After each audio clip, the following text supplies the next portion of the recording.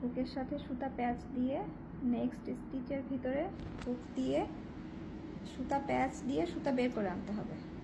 আনলে এখানে হুকের সাথে 3টা লুপ থাকবে, 3টা লুপকেই একবারে ছেড়ে দিতে হবে।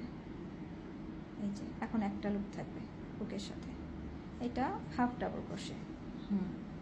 আবার শুরুতে প্যাচ দিয়ে সুতা প্যাচ দিয়ে নেক্সট স্টিচের ভিতর দিয়ে হুক দিয়ে সুতা প্যাচ দিয়ে বের করে আনতে হবে। 3টা লুপ একবারে সুতা প্যাচ দিয়ে হুকের সাথে বের হয়ে আসবে, এটা হাফ ডাবল ক্রোশে একটা।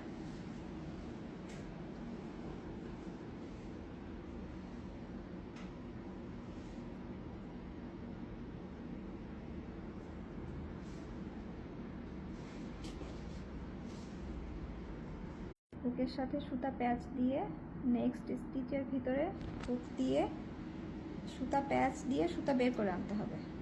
আনলে এখানে হুকের সাথে 3টা লুপ থাকবে, 3টা লুপকেই একবারে ছেড়ে দিতে হবে।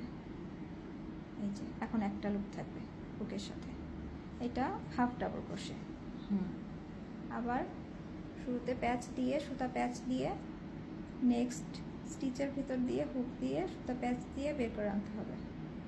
3টা লুপ একবারে সুতা প্যাচ দিয়ে হুকের সাথে বের হয়ে আসবে, এটা হাফ ডাবল ক্রোশে একটা।